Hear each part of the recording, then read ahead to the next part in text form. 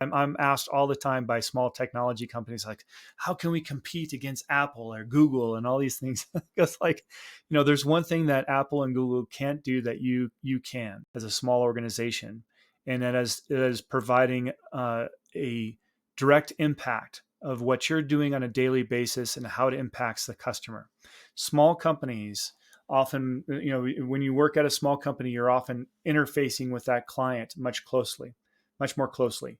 You're not creating a nut on a bolt that goes out to market, and you never see the end result. That you're not there's so much distance between what you do on a daily basis and the end result in large companies that you don't see that alignment.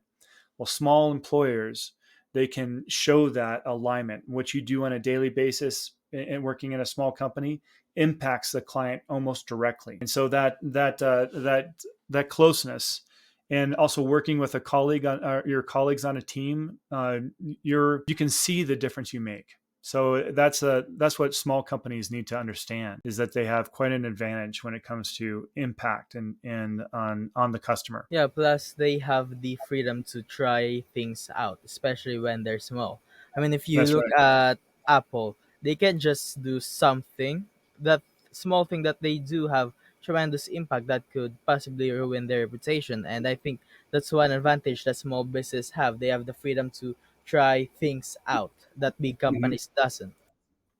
That's right. I mean, the cost of failure is much higher at a small organization, but also is the cost of success. I mean, the when you win big.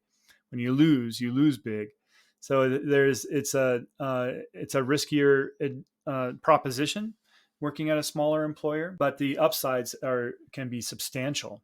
Not only in financial upsides, but also the personal benefits. Work life balance, uh, having an impact on your employer, the customer, everything around what you're trying to. If you're if you're trying to achieve more than just that strategic or just that intrinsic. I mean, if you're, I'm sorry, if you're trying to achieve more than just that extrinsic motivation, the intrinsic motivation is better met at smaller employers where you can have a greater advantage. And I think if a small company is hiring, that's one of the best selling points that they have because they can't necessarily go for, hey, we can pay better. They can't do that. They don't have their sources. What they can say is, hey, you have more impact to the company. Your decision is bigger Mhm. in here, and you have, basically a bigger mission here than just being another number on a big company. Right. I mean, the org structure at a small company is smaller, right? So when you get a promotion, you can go through three levels of promotion and get to the top of the organization, where it may take you seven promotions to do that at Google or something like this, and years of time. So you can move much faster in smaller organizations than you may at a larger organization. Now, there's advantages both ways, of Yeah. course. I mean, I started out in large organizations and and benefited from that. And if that's what you're trying to get in your career journey, then that could be the answer for you. But what I am saying is that uh, all sizes of organizations have unique proposition to be competitive with talent by putting their reward package together in a very strategic way. Small companies can compete with large companies, and just as much as and get that critical talent just as much as a large company can. And the important part is like I mentioned, hiring right. When you're a lot of people that are attracted to large organizations are attracted to what the reward package a large organization offers. There's a different offering for a smaller company. So you need to make sure that the people you're attracting value that different reward package that you're providing compared to a larger organization. Yeah, and sometimes people they don't necessarily want the bigger compensation. Sometimes they just want the bigger impact. Yeah, yeah. There's people that are looking for different things. The important part of is defining what people are looking for and making sure that you're hiring the right talent for that.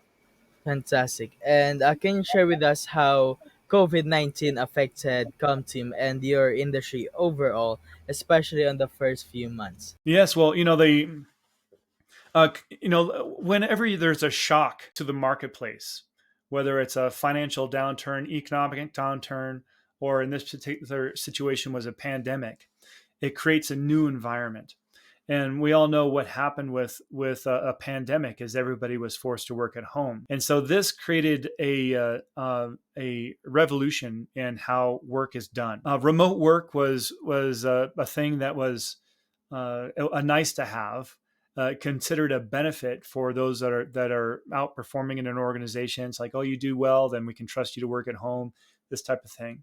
But when everyone was forced to work at home, that created a revolution to where leaders found that, hey, people can be trusted to work at home and do some of their best work.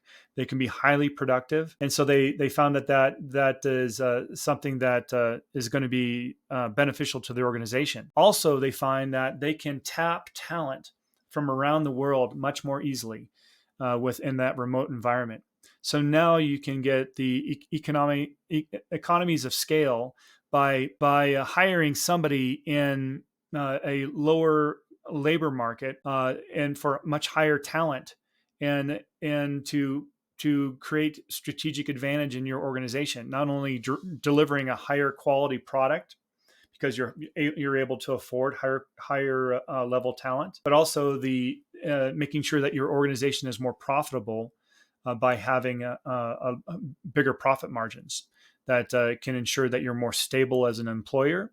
It's not just making the owners' pockets fat, but it's also strengthening the organization so that they can be more resilient to other future shocks and other calamities that may happen. That's an important thing for leaders to understand, is that if we don't react to the marketplace, for instance, right now we're seeing inflation and we're seeing regulation that is increasing the minimum wage and so forth. If companies don't react to that and transfer that price onto uh, uh, either find efficiencies or increase their prices, they'll simply just go out of business. So we need to make sure that we're reacting to the marketplace, whether it's a pandemic or economically, to ensure that we're thinking about the company's health and future survival. Because it's not just our profits as an owner that we're interested in. People rely on us for their jobs. We don't want to be, giving, forced into layoffs because we've allowed our margins become too thin. We have people that rely on us. So we need to ensure that our companies are healthy, and Yeah, and I think that's what I do by customizing compensation yeah, and bringing out that efficiency, is ensuring that companies are healthy. that's fantastic. And I love that you talked about how companies need to have that big margin so that they're able to basically survive longer, especially for these strategies. And I think it was Dana White of the UFC where he said, I didn't lay off a single employee, especially in the pandemic, because these people have been with me from the start. And I think those companies that were able to that are the ones that at first thinks about, hey, I need to have cash on hand, especially if these things happen. Right.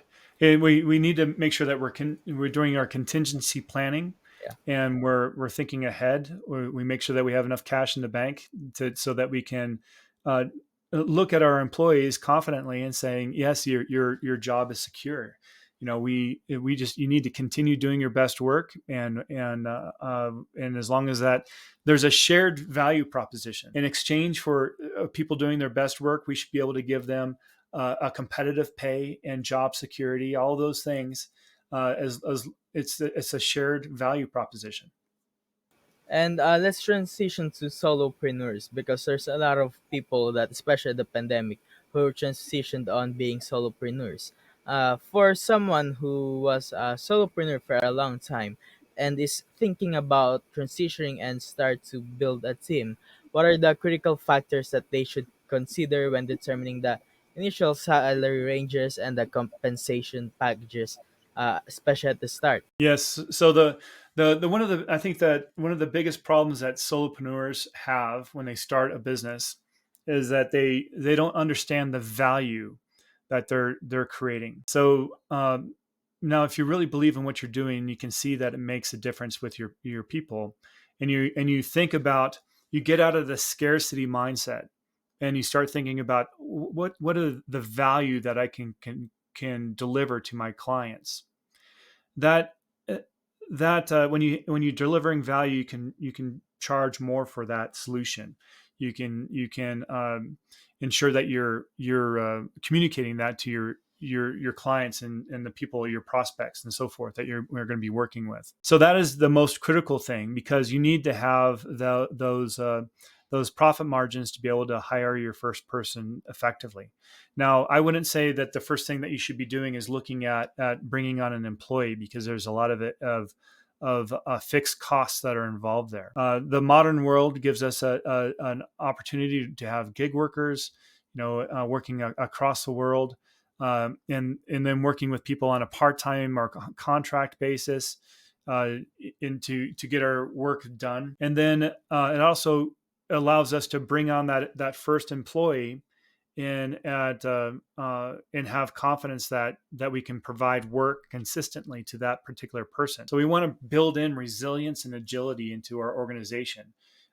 We don't want to if you have a significant business plan in place and a lot of confidence that you're not just bootstrapping, you have some deep pockets, you can jump into some significant hiring and scale quickly. But if you're bootstrapping, you need to be careful. So it really depends on your resources and what your business plan is. Before you start bringing in people, you need to understand your strategy around how you're going to develop your organization. That's fantastic. And even if you're hiring part time, there's a huge chance that that person will affect you or your company in big significance. Do you have any tips on hiring the right people, especially for the Yeah, solopreneurs? yeah. The old fashioned way of hiring is just bringing in a bunch of people, uh, seeing who you asking them all the same questions, and eventually the business owner picks their favorite. So the thing is that hiring has advanced significantly. I mean, we know, I know, John, you know that a lot of the AI solutions out there, AI and machine learning and psychometrics, which is the understanding of human behavior and measuring human behavior.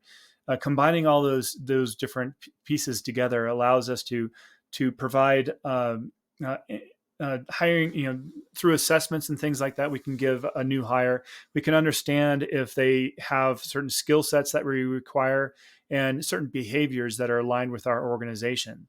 So there's a common tool that is used globally is called the TMA method, and it's a psychometric tool that allows you to have good conversations with your people that are interested in your organization and even your own employees, so that you can understand if they are the right fit for the role. And you can also understand if they have the right behaviors for the team that you're on and for your organization, and that the values are aligned. So, what I would say to small organizations when you're thinking about hiring, look at some of those tools that are out there. Some of them are quite amazing and are well calibrated. There's let's see, there's let's see, it's escaping me. My TMA is the one I use a lot, but there's other competitors out there that do psychometrics as well, that are very powerful. So look into those tools to hire the right people. That's fantastic. And since you mentioned AI, considering the advancements that AI and machine learning currently have, and especially the rate that they're getting better every single